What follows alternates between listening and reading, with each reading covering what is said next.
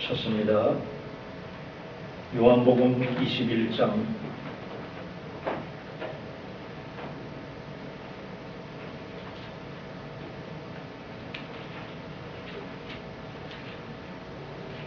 15절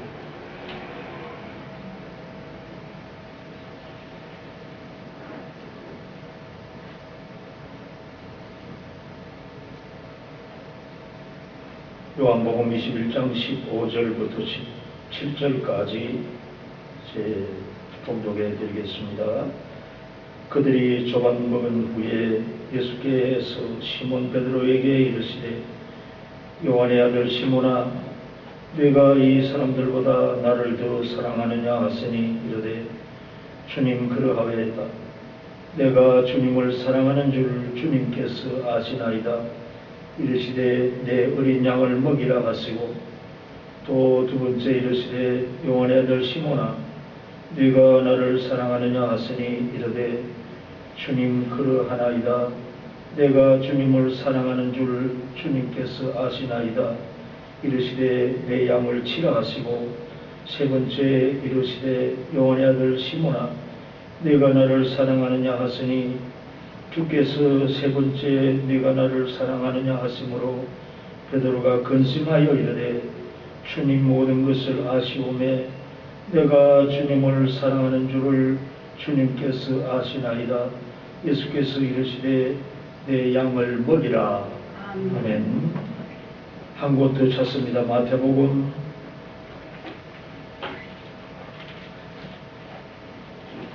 4장 4절입니다.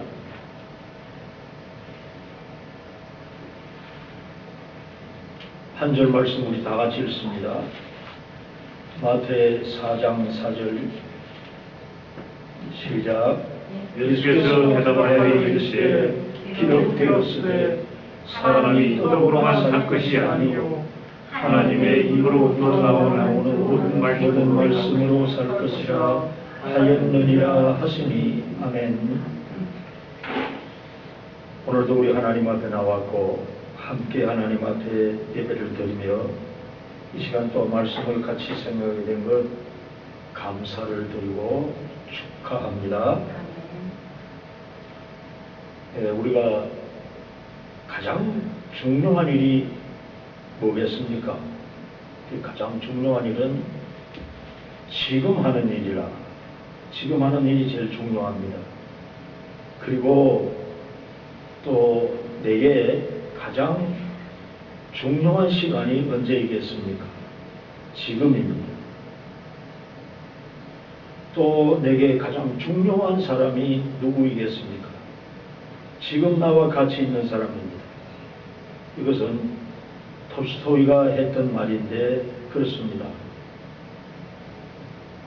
지금 내가 하고 있는 일이 중요하고 지금 이 시간이 제일 중요하고 지금 함께하는 사람이 가장 중요한 것입니다. 우리는 과거에만 집착하는 사람이 되어서도 안 되고 또 미래에 뜬구름만 잡는 그런 사람이 되어서도 안 됩니다. 지금에 충실한 사람이 되어야 하겠습니다. 또 농사를 짓는 농부는 그 과거에 대한 믿음을 가지고 있습니다. 그게 뭡니까? 작년에 벽실을 뿌려서 분명히 벼를 거두었습니다. 그래서 쌀을 이제 가졌습니다. 그 믿음은 전혀 농부에게 흔들리지 않습니다. 변함이 없습니다. 그리고 농부는 미래에 대한 소망을 가지고 있습니다. 즉, 이 벼씨가, 이제 벼가 가을이 되면은 추수를 할 것이고 내가 수확을 열매를 얻을 수 있다. 이제 그 소망을 분명히 가졌지요. 그 과거에 대한 믿음을 가졌고 미래에 대한 소망을 가졌습니다. 그것이면 됩니까? 우리의 신앙이 자칫하면 그렇게 되기 쉽습니다. 과거에 예수님이 내 죄를 씻었다. 미래에 나는 예수님의 부활에 동참할 거다. 그것만 가지면 됩니까? 현재의 믿음을 바탕으로 한 내 생활이 있어야 됩니다. 그래서 농부는 과거에 대한 믿음을 가졌고 미래에 대한 소망을 가지기 때문에 지금 파종을 합니다. 그렇지 않습니까? 그 지금의 이 파종은 아주 중요한 거예요. 미래에 대한 소망을 가지고 있으면서 지금 파종을 하지 않고 지금 해야 될 일을 하지 않는 것은 허상입니다. 자칫하면 우리의 신앙이 그렇게 되기 쉽습니다. 과거에 예수님의 십자가, 내 죄를 씻었다. 그래서 나는 미래에 부활의 소망을 가질 수 있다. 예, 좋습니다. 그러면은 현재의 내 신앙 자세가 주님을 믿는 믿음 안에서 주님과 함께하는 신앙생활이 되어져야 된다, 그 말씀입니다. 사울은 부활의 메시지로 온 천지가 뒤덮여 있는 계절입니다. 또다시 부활에 대한 말씀을 나누게 됩니다. 그래서 이미 말씀을 드렸지만은 우리는 부활의 믿음을 가지기 때문에 그것이 이미 2000여 년 전에 예수님께서 그렇게 살아나신 것이다. 거기에만 묶여두지 마시고 주님은 내게 오셨다. 부활하셨기 때문에 지금 우리와 함께 계시는 분이다. 그 신앙을 가져야 그것이 진정한 생명이 있고 진정한 부활의 신앙입니다. 늘 십자가 이후에는 부활입니다. 그게 당연한 말이고 평범한 말 같지만은 우리는 그것을 체험해야 됩니다. 내가 십자가를 경험하고, 즉 내가 아픔을 경험하고 고생을 경험하고 힘들고 외로웠는데 그 다음에는 주님께서 회복시켜서 우리에게 위로를 주셨고 우리에게 은혜를 베풀어 주셨다. 그것은 곧 주님은 십자가 이후에 늘 부활이셨습니다. 그 신앙이 되는 것입니다. 여러분, 엘리자베스 여왕이 했던 말을 우리는 기억해야 됩니다. 어느 귀한 손님이 찾아왔습니다. 자기 집에. 그분이 한참 머물다가 여왕에게, 여왕은 내게 우리 집에 찾아오신 귀한 분 중에 한 분이라고 그랬었는데 과연 여왕님을 찾아온 분 중에 가장 귀한 분이 누굽니까? 하고 물으니까 바로 당신입니다. 그랬습니다. 그분은 물을 때에 주님이라고 그렇게 대답할 줄 알고 물어본 거예요. 그러니까 여왕은 주님은 내게 손님이 아닙니다. 주님은 나를 찾아오신 그런 분이 아닙니다. 늘 나와 같이 계시는 분입니다. 늘 내 곁에 계시고 나의 가족입니다. 그렇게 말했다는 것을 여러분 들어보셨을 것입니다. 그러니까 우리는 부활을 믿는다면, 부활의 신앙을 가졌다면 지금 주님이 나와 함께 계신다는 것을 우리가 기억해야 됩니다.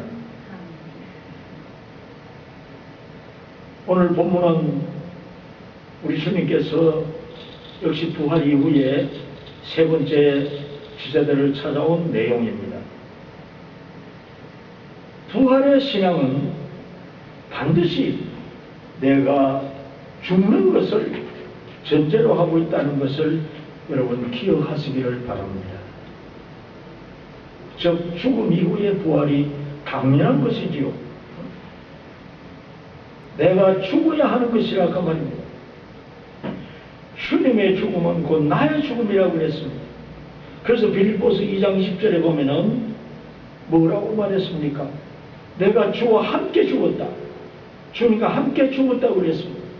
그렇다면은 부활의 신앙을 믿는 우리는 땅에 살면서 어쩌면 주님과 함께 죽는 그런 신앙과 그런 생활이 되어야 됩니다. 곧 겸손입니다.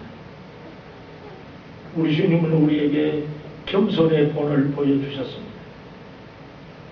그분이 낮아지시고 그분이 죽기까지 복종하셨을 때 우리 하나님께서는 그분을 다시 살아서 부활하게 하셨던 것입니다. 그것은 곧 겸손을 우리에게 보여주신 사실이 아닙니까? 나는 이 설교를 준비하면서 겸손이 이렇게도 좋은 것인가?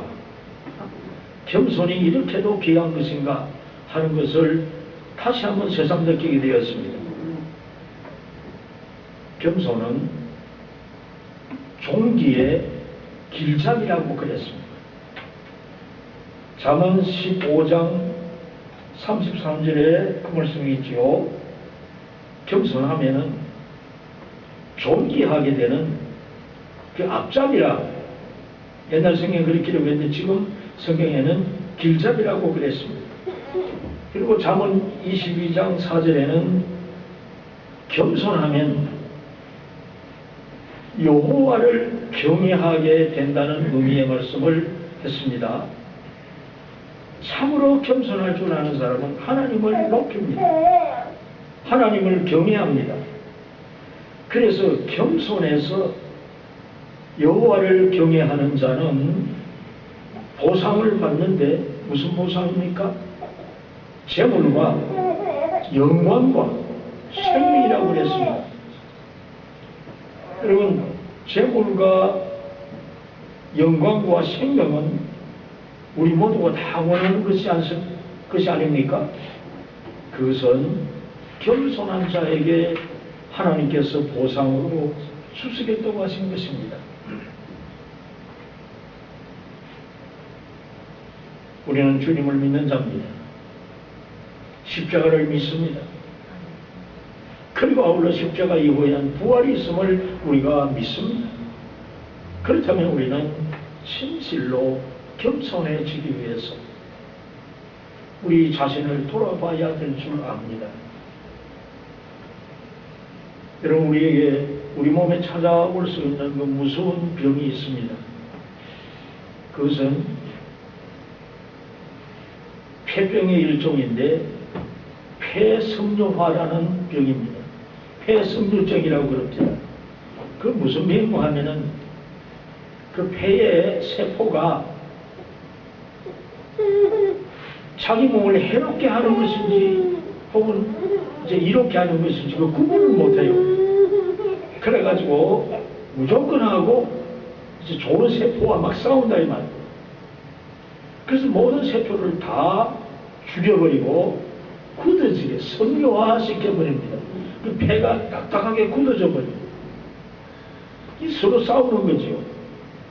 그와 같이 물고 먹으면 피차 망한다는 말씀을 우리가 잘 알고 있습니다. 부활의 신앙을 가진 자는 우리 주님의 그 십자가를 기억하고 우리가 참으로 겸손한 자세가 되어야 되겠습니다. 지금 우리 민족에게 참 아픈 현실이 있습니다. 그것은 뭡니까? 뭐든지 다투는 거예요. 뭐든지 상대를 비방하고 서로 싸우는 거예요. 세월로 우리는 1년을 지납니다. 세월로 참사 처음에 일어났을 때 1년이 흘러가도록 모든 국민이 얼마나 가슴 아파했습니까? 그들을 위로하기 위해서 얼마나 애를 썼습니까? 그런데 지금은 세월호가 이상하게 변질되어 가지고 대목권이 되어버렸어요. 물론 가장 귀한 것을 잊어버린 그들의 그 아픈 마음을 이용해서 이제 잘못된 길로 인도하는 그런 자들이 있기 때문에 그것이 물론 이제 원인이기도 합니다만은 무엇이든지 세월뿐만 아니라 무엇이든지 서로 헐뜯고 서로 싸우는 것이 이 국민의 참 아픈 현실입니다. 우리는 나 하나가 세상을 살아가면서 내가 죽어야 우리가 모두가 다 편하다. 내가 죽어야 우리가 모두 즐겁다는 것을 기억하실 수 있기를 바랍니다. 서로 물고 먹으면 남이 우리를 무시합니다. 여러분, 내가 볼 때는 그렇습니다. 여러분 어떻게 생각하실지 모르지만 일본은 우리를 무시합니다. 지금 일본의 아베 총리를 비롯해서 그들이 하는 짓거리를 보면은 우리 국민을 철저히 무시해요. 과거에 대한 사과를 전혀 하지 않습니다. 위안부 문제를 뭐 별다르고 요구합니까? 우리가 강제적으로 그렇게 했다고 사과하고 말하면 됩니다. 그 말도 하지 않습니다. 그것은 우리 국민을 무시하기 때문에. 이러면 중국도 우리를 무시할 겁니다. 북한도 우리를 무시하고 있습니다. 그것은 너희들이 아무리 떠들어도 너희들끼리 싸우는 민족이다. 그렇게 보고 있기 때문에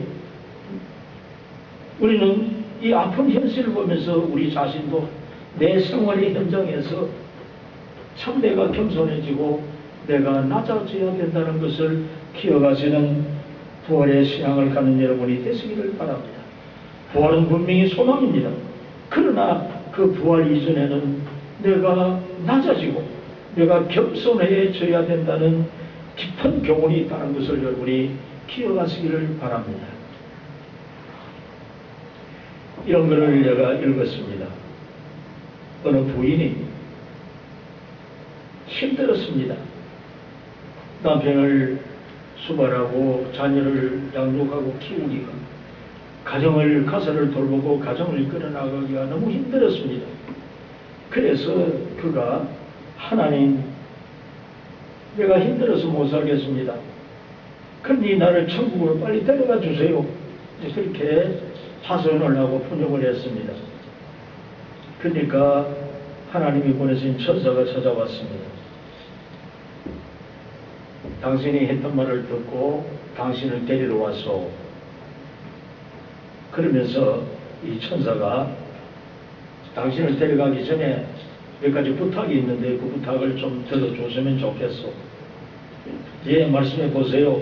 그 부인이 그러니까 그 천사가 말하기를, 당신이 세상을 떠나고 난 이후에 다른 사람들이 이 집안을 보고 이 지저분하다, 왜 이렇게 청소를 하지 아니했느냐, 그런 소리를 당신은 듣기를 원하지 않을 겁니다. 그러니까 떠나가기 전에 집안 청소를 좀 하세요. 천사가 그렇게 말했다 이 말이에요.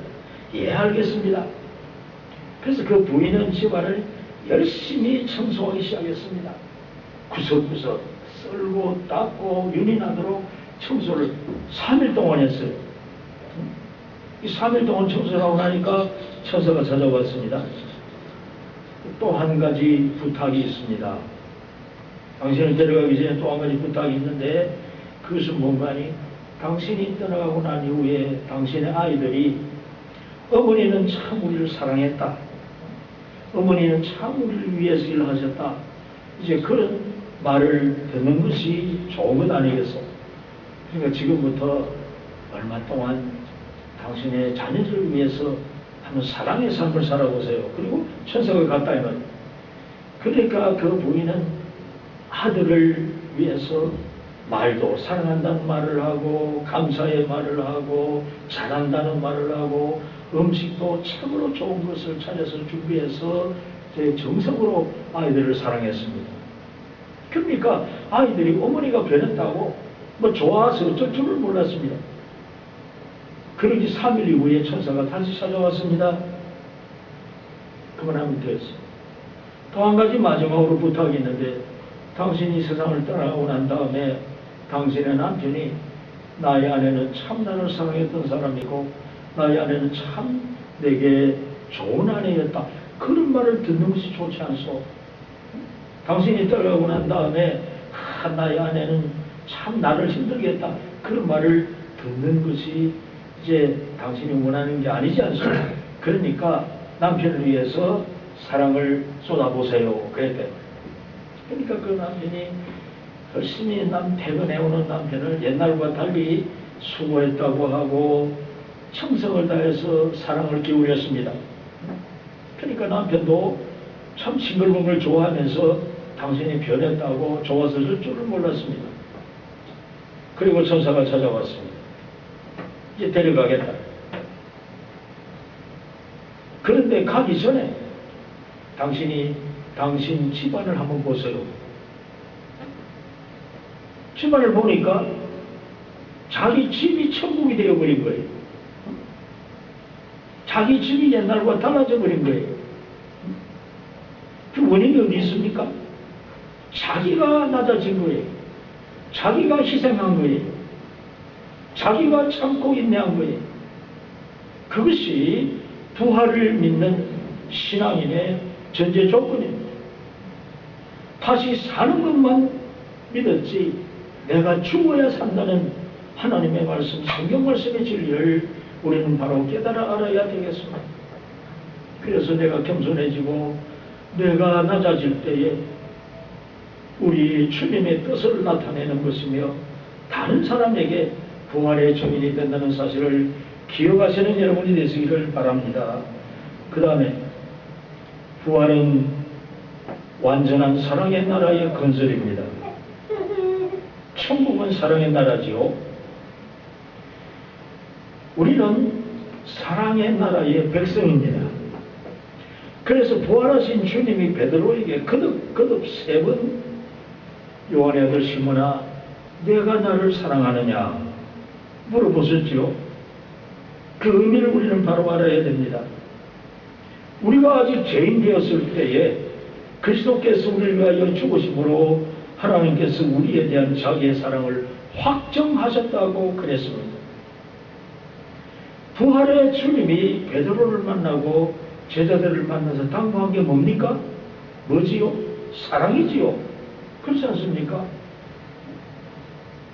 부활을 믿으라고 부활하신 주님의 몸을 보여주시면서 주님의 말씀의 내용을 보니까 사랑하자, 사랑이었습니다. 이 질문은 주님이 물론 사랑하시기 때문에 사랑하는 자에게 묻는 법입니다. 주님이 제자를 사랑하시기 때문에 물었습니다. 그러나 아울러 너희도 이제 나아가서 사랑으로 살아라, 그런 의미가 포함되어 있는 것입니다. 잠언 10장 12절에 보니까 사랑은 모든 허물을 가리운다고 했습니다. 우리의 허물이 다 그대로 드러나버리면 우리는 부끄러워서 살 수 없을 겁니다. 하나님에게도 마찬가지입니다. 사람에게도 우리는 우리 허물을 덮을 수 있으면 덮어야 됩니다. 그것은 곧 사랑이라고 말씀하셨음을 기억하시기 바랍니다. 사랑은 곧 나의 겸손에서 시작되는 겁니다. 나의 겸손의 열매는 곧 사랑으로 나타나는 것입니다. 그리고 우리 주님께서 제자들에게 부활을 확인시켜 주신 것은 부활은 분명한 소속감을 가지게 하는 겁니다. 오늘 주님의 말씀을 우리가 이제 보니까 요한의 아들 시몬아 네가 나를 사랑하느냐 이제 물어보시고 난 이후에 부탁이 뭐였습니까? 부탁이 뭐죠? 내용을 보십시오. 성경 내용을 보십시오. 뭘 하라고 그랬습니까? 내 양을 먹이라 그랬죠. 내 양을 먹이라. 베드로가 복음 전하고 베드로가 이제 전도해서 사람들을 교회를 이끌어서 그럼 그 베드로 양입니까? 주님의 양입니까? 주님의 양이지요. 주님의 양입니다. 우리는 누구의 것입니까? 응? 여러분, 흔히 큰 잘못을 저지르고 있는 목사님들이 있어요. 내 교인이다, 내 양이라는 인식을, 또 말을 그렇게 하는 사람이 있어요. 주님은 분명히 내 양을 먹이라고 그랬습니다. 부활의 신앙을 가지는 자는 분명히 나는 주님의 것이다. 어느 부인이 예배 시간에 설교를 듣는데 오늘 내가 전하는 말씀처럼 같은 말, 지금 당신이 안고 있는 아이는 누구 아이입니까? 주님의 아이입니다. 그 말이 거북했어요. 그 말이 듣기 싫었어요. 정말 그럴까요? 여러분, 내 아이가 주님의 것이 되면은 그게 얼마나 행복인지 모릅니다. 우리도 마찬가지입니다. 내가 대한민국 백성으로서 그것 속에서 끝나는 것이 아니라 나의 영원한 소속은 하늘나라요, 나의 시민권은 하늘에 있다. 하늘의 시민이다. 그 소속을 분명히 우리는 가져야 됩니다. 그래서 우리 주님은 내 양을 먹이라고 말씀하셨습니다. 내 양이라고 말씀하셨습니다. 그러면은 내 양은 뭘 해야 됩니까? 주님의 양이란 뭘 해야 됩니까? 내 양을 뭘 하라고요? 내 양을 먹이라고 했죠. 먹이라고 했습니다. 오늘 우리는 하나님 앞에 예배를 드리기 위해서 왔습니다. 이 예배를 통해서 우리는 하늘 양식을 먹어야 됩니다. 하늘의 양식을 받아가야 됩니다. 그것이 곧 내가 주님의 것이라는 증거라 그 말입니다. 주님의 것이 아니라면 복음이 듣기를 싫습니다. 생명의 떡을 먹지 않습니다. 생명의 떡을 거절해 버립니다. 그러나 하나님의 말씀인 생명의 떡을 만나게 먹는 그는 곧 주님의 양입니다. 주님의 것입니다. 그래서 우리 주님은 부활 이후에 나타나셔서 너희들뿐만 아니라, 너희 제자들뿐만 아니라 앞으로 너희가 전하는 생명의 양식을 먹고 너희가 전하는 하나님 말씀의 복음을 듣고 믿는 자라면 다 주님의 것이라는 소속의식을 분명히 심어 주신 것을 우리는 기억해야 됩니다. 여러분, 우리는 일주일 동안 육신의 양식을 위해서 많은 노력을 했고 또 먹었습니다. 오늘 하나님 앞에 나와서 우리 생명의 떡을 먹어야 됩니다. 그 생명의 떡이 뭡니까? 그 생명의 떡을 먹자고 내가 말씀드렸고, 오늘 본문 중에도 이제 사람이 사는 것은 육신의 떡으로 사는 것이 아니라 하나님의 입으로 나오는 모든 말씀으로 산다고 그랬습니다. 그리고 베드로에게 내 양을 먹이라고 그랬습니다. 그러면은 생명의 양식이 뭡니까? 우리는 그것을 바로 알아야 됩니다.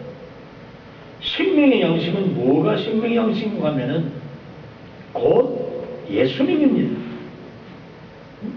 우리 육신의 건강을 위해서, 육신의 삶을 위해서는 많은 영양분을 우리가 취해야 됩니다. 우리는 단백질도 필요하고 칼슘도 필요하고 비타민도 필요하지요. 그 비타민도 뭐 한 가지만 있는 게 아니죠. 이제 비타민 1, 2, 3 뭐 몇 가지가 되는지 모릅니다. 여러 가지 것을 많이 먹어야 균형 잡힌 식사를 해야 우리가 건강을 유지할 수 있습니다. 그런데 생명의 떡은 간단합니다. 여러 가지가 아닙니다. 뭔가 하면 곧 예수님입니다. 그럼 그 예수님이 곧 하나님이시다. 예수는 곧 그리스도시다. 예수님은 하나님이시고 예수님은 나의 구주가 되신다는 것을 믿는 것이 생명의 떡입니다. 그래서 예수님은 하나님의 아들로서 우리의 죄를 위해서 십자가를 지셨다. 그리고 예수님은 우리에게 영원한 생명을 주시기 위해서 부활하셨다. 그것이 곧 생명의 떡입니다. 그것이 복음의 진수요 복음의 골자입니다. 우리 예수님도 말씀하셨지요. 모든 성경은 다 내게 대해서 말하는 것이다. 나를 증거하는 것이다. 그렇게 말씀하지 않았습니까? 그러니까 우리는 예수 그리스도를 믿고 그 말씀을 받아서 생명의 양식을 먹어 강건한 삶을 살아야 될 것입니다.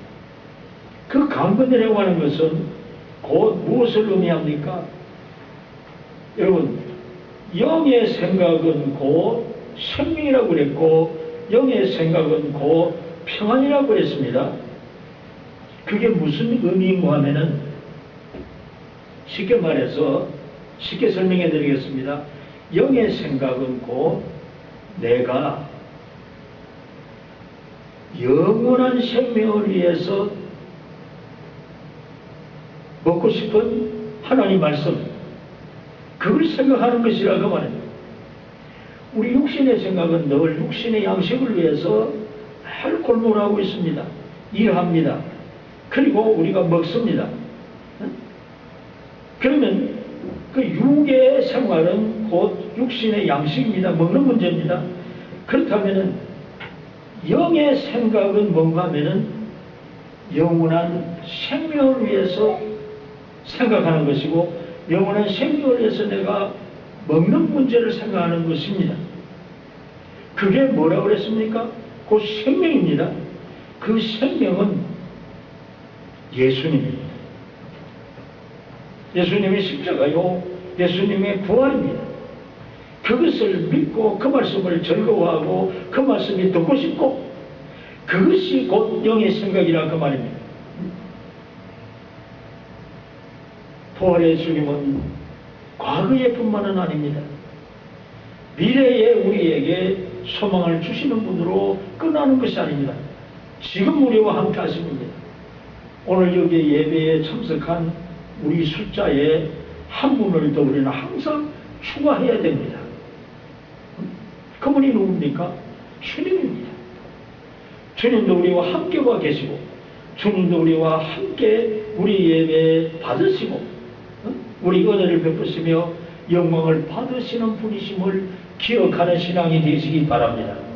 그것이 곧 부활신앙이라 그 말입니다. 설교 초두에 내가 말씀드리지 않았습니까? 농부는 과거에 대한 믿음을 가지고 있습니다. 미래에 대한 소망을 가지고 있습니다. 그러니까 지금 파종하는 겁니다. 그와 마찬가지로 우리는 과거에 주님께서 날 위해서 죽으신 것을 믿고 있습니다. 미래의 영원한 영생의 부활의 소망을 가지고 있습니다.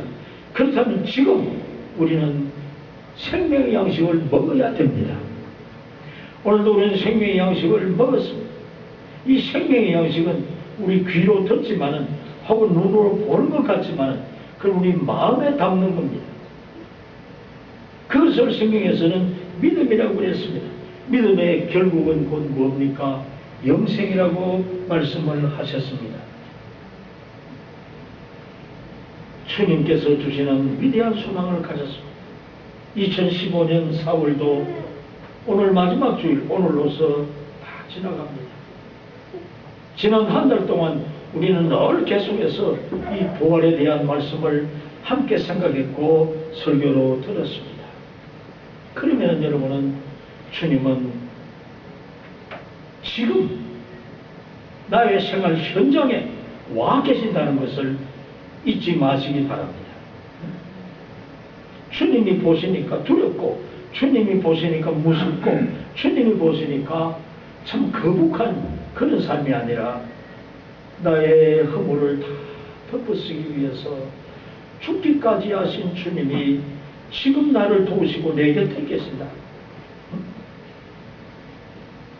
함께하는 신앙, 그것이 진정한 부활의 신앙임을 기억하시고 예배뿐만 아니라 여러분의 가정생활, 여러분의 모든 일상생활, 생활 현장에서 주님과 함께하는 생활이 되어지시기를 우리 주님의 이름으로 간절히 빕니다. 우리 다 같이 397장 찬송을 부르겠습니다.